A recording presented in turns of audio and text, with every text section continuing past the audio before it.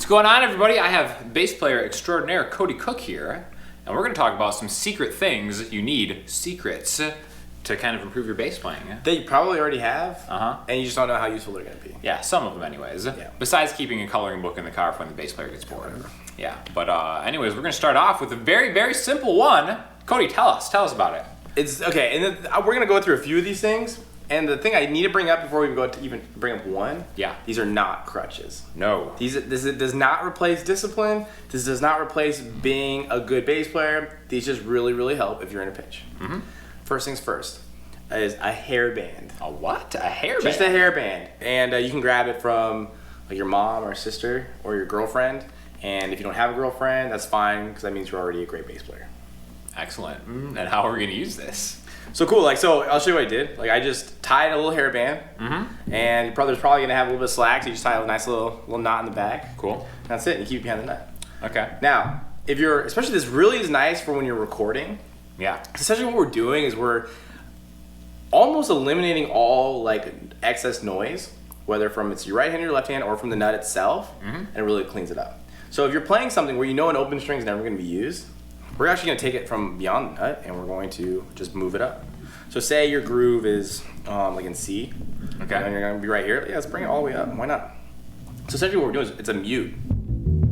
So you won't hear like an open vibrating string that you might accidentally hit. Ever. And it cleans up your playing so much. I play this all the time. I'm going to play the same because it's been on a previous video. Okay.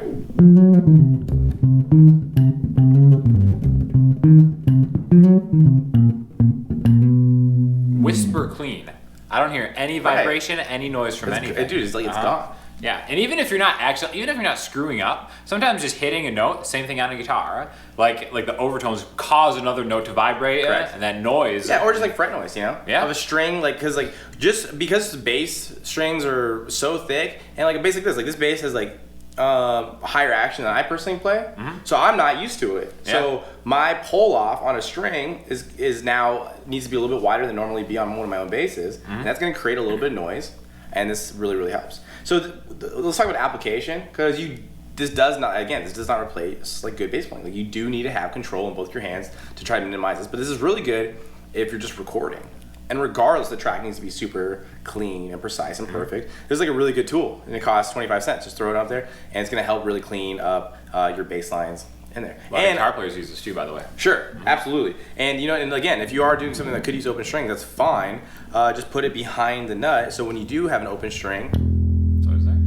but even now there's no zero of that nut rattle right here. That's cool. And it just really helps dampen that out. You can even go to the mall and get bedazzled ones to kind of customize the look of your bass. Sure. It's pretty cool. And there's actually professional ones that are actually meant for this application that are much wider. Yeah. This is obviously a very thin, cheap version of this, but it totally works.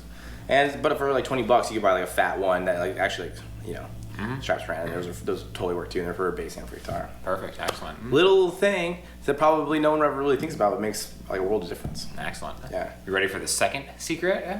Yeah.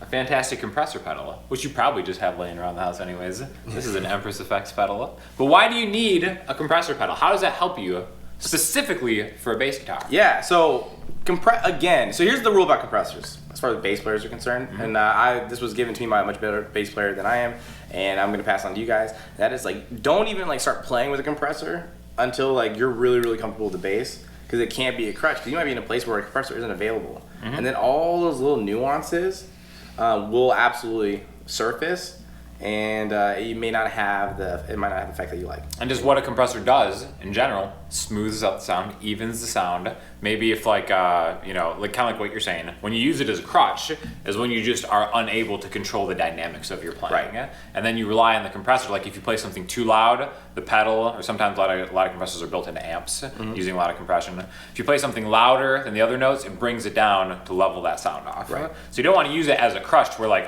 don't know how to play without a compressor, Essentially, I need it. It sets the basement and it sets the ceiling, and it makes sure that nothing ever descends or ascends above those barriers. So it will really, really clean up your playing.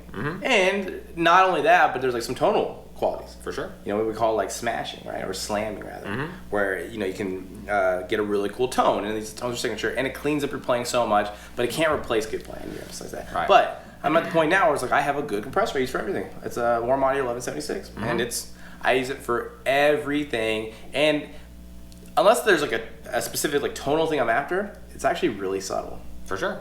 It can be, or if maybe you know, you're in a position where you don't have like a great bass guitar. Like some of the things about the cheaper bass guitars is the sustain isn't really there. You know, so if you have a bass that you're like, I'm not getting sustain, and it's not my playing, a compressor can really help kind of like Lengthen that. even that. So yeah, a good compressor is nice. And by the way, like it doesn't have to be an expensive one. Yeah. Just like, you know, a little compression helps. It goes a long way. For sure. I always thought it was a really good thing for every bass player to know. Very underrated effect. Even if I don't even really see it as an effect, as traditional effects. It isn't, but I think in the bass playing world, so many people are buying pedals that it's kind of get lumped in with like a pedal board, so it's like effect pedal kind of thing. Yeah. But yeah, and it could be a plug-in. You know, if you're doing everything in the box, it can be like a really nice pedal like that. So you can use outboard gear for it, which I use, you know, whatever. Again, doesn't replace good bass playing, but it can certainly help it in the right application. Secret weapon number 3. This one is like actually something that I actually discovered like kind of recently, and it has changed my playing a lot. I'm intrigued. Okay, so a lot of people, you know, practice with a metronome, and you should. You should know time, right? This seems important. Right, it's very important. There is no like heart or soul or rhythm or pocket to a metronome. It's just letting you know where the time is, right? So what I've been doing lately is now is a great time to get into like loop libraries, like sound libraries. And there's a lot of them out there. And it's essentially what it is. It's a lot of unbelievable drummers, or not even this, sometimes it's electronics, like 808s and stuff, that are essentially beats to specific tempos, okay? So I personally, like I use That Sound.